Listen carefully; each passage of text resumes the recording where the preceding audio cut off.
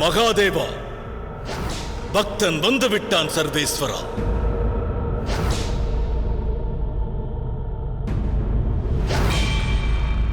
தரித்திர அரசனுடைய இந்த அரண்மனைதனில் ஈசனுடைய தனுசு உள்ளதென்பதை முன்பே அறிந்திருந்தால் எப்பொழுதோ இவ்விடம் வந்திருப்பேன் பிரபு.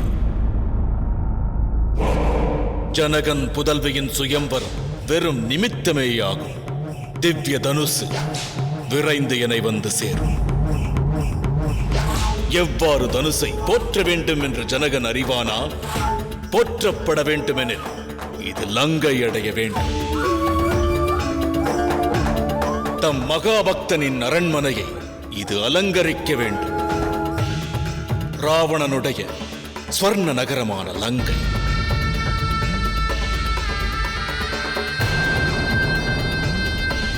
இந்த திவ்ய தனுசிற்கு ஸ்வர்ண ஆலயம் ஒன்று உருவாக்குவேன்.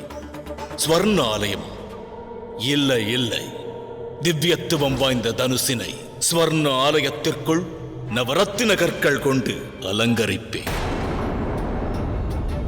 ஈசன் கரமேந்திய தனுசின் நாணினை வெள்ளியின் கம்பி கொண்டு உருவாக்குவேன்.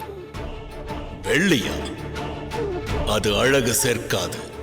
அதோடு மங்கிய நிறம் கொண்ட வெள்ளி தங்க நகரமான லங்காபுரியில் எங்குமே இல்லையே. ஸ்வர்ணம், எங்கும் ஸ்வர்ணம்.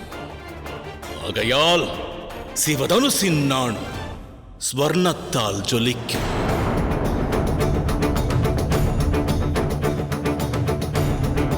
கூறியவற்றை சீரும் சிறப்புடன் முடிப்பேன். தமதிந்த பக்தன் தனித்துவமான லங்கையை உருவாக்கி ஆட்சி புரிகின்றவன். அனைவரும் வியக்கும் வண்ணம் அதை ஜொலிக்க வைத்தவன். ஈசன் ஆசியின்றி அதை படைத்தேன் என பறைசாற்றவில்லை. ஆனால் தமதிந்த பக்தன் தம்முடைய கிருபை பெறாமலும் இச்சாதனை புரிய வல்லவன். மெய்யென்று உரைக்கின்றேன் பிரபு, தமது நாமத்தை ராவணன் சார்ந்திருப்பது போல் ராவணன் எனும் நாமத்தை தாமும் சார்ந்துள்ளீர்கள். என்னுடைய பக்தி கொண்டே அகிலம் தமையறிகிறது. ராவணன் என்பவன் தம்மை வணங்குவதால் தான் அகிலத்தில் வாழ்வோ தம்மை வணங்குகின்றனர். அந்த ஜனகன் தன்னை மன்னவன் என கூறுகின்றவன். ஆனாலும் உழவன் தரித்திரன்.